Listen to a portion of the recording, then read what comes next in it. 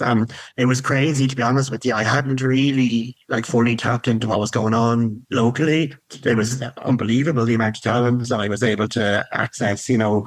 So I started a radio show because I felt that like the independent industry back in 2013, I think it was a bit underrepresented. So I did a show called The Co-Present for 5 years. It was more of a podcast, sort of similar to this, where I would have had a guest co-presenter come in, and I've had like Panty and Villagers and BP Fallon and loads of really great guests, Saint Sister, you know. And what we did, I worked with a sound engineer and we did a live recording for, you know, up and coming artists then. So we did that for, it was a labor of love, really. There was no money in it. So we just did it as a hobby and I suppose as a way to try and break into the industry. But I had to pull the plug on it after 5 years. It just wasn't manageable for us anymore. Like, so I turned the radio station. Financially, yeah. I met a lot of bands that way, and I worked then. I started managing a singer called Nisha Rue, and I worked with her for a few years. And then, yeah, then I suppose I had some bad experiences working for other companies, and there was just, I found it very hard to find my feet or find out exactly what kind of avenue I wanted to work in. But yeah, I just kind of met some of the right artists, and people asked me really, you know, they knew I was I started like doing PR for artists first of all, and then I kind of progressed into doing the more management side of things. And I've had some success. Like I've had a client, got one client signed to like Sony Masterworks and got them quite a fruitful publishing contract.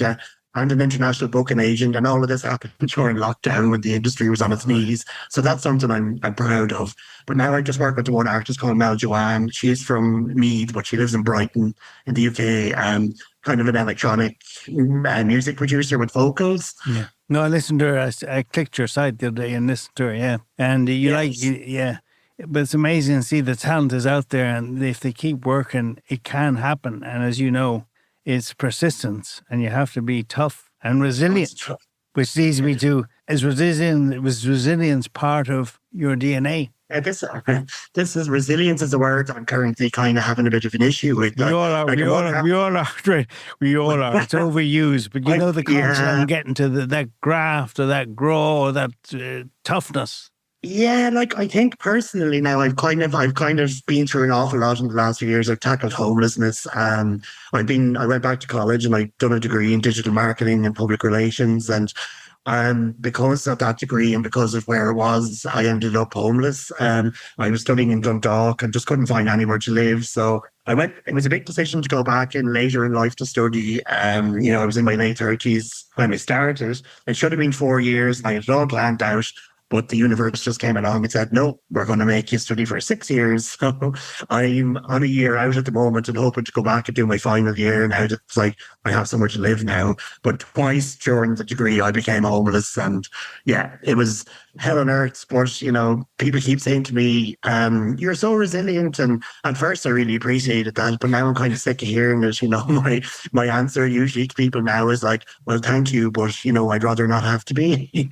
So yeah, I think when you're on that journey, Dwayne, resilience gets battered around, but all you know is you have to do what you have to do. If people want to call that resilience, it doesn't feel that romantic or pretty. It's just you get on with what you have to do, isn't it? That's just, yeah, it's a means to an end, really. Yeah. Like, you know, and that's it. Like, you don't sit there every day going, oh, I'm resilient. Yeah. It's sort of an afterthought, isn't it? Like, you know, you kind of look back and dwell on what's happened and how far you've come. And yeah, I'm a very resilient person, and I will admit that, I think, but it's not always it's not always a happy story when somebody has to talk about the resilience more often than not. It's, you know, there's usually a struggle there, and that's where the resilience comes from, you know. And how do you keep it together? Which you obviously have, because you're talking here to me today. Initially, I would say probably drugs and alcohol, but I stopped that about 3 years ago because, like, I wasn't actually keeping it together. I convinced myself I was, but I wasn't. I also have been trying to manage undiagnosed ADHD as well as all of these other stuff that's going on. So in the last 3 years of my life, I've gotten sober, I've gotten homeless, I've done a degree. I am now about to go in to have my assessment for ADHD, possible autism in 2 weeks. So there's been a lot going on. So I think I've managed because I've kind of spoken out about it and I've reached out for help. And trusted processes. I've had a therapist, a counselor, and all these different mental health professionals helping me. Some people in the music industry have been very helpful. Some of them haven't. That's just the nature of things. But family have been very helpful. Friends have been very helpful. So without all that support network, I don't know where I'd be today, to be honest with you. But I sit here now, and it's even when you dwell on things and you have the opportunity to think about it and look back and sort of have to take a big breath, really, and go, Jesus, that's a lot. Like, that's a lot for one person, you know? So at the moment, I'm just kind of settling in myself, settling into my house, and kind of taking a wee break a little from music, not working as much as I should be, and just taking a step back from it all and evaluating things, but looking forward as well. It's very important to kind of keep your eye on the prize and keep moving towards, your future goals. That's easier said than done at times, isn't it?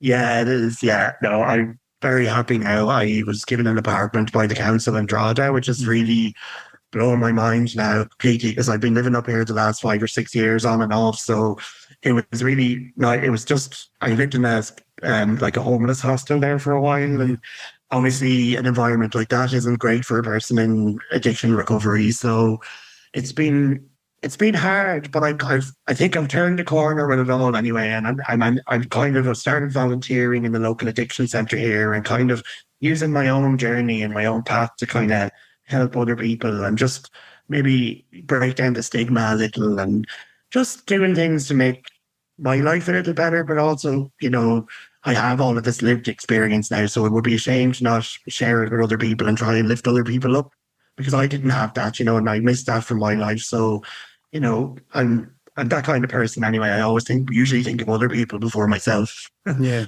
which Well, always doesn't suit well. yeah, but we all like to pass on some of our learnings from our mistakes or bad habits. And it's maybe as you get older, you see the value in it. When you're younger, you probably don't.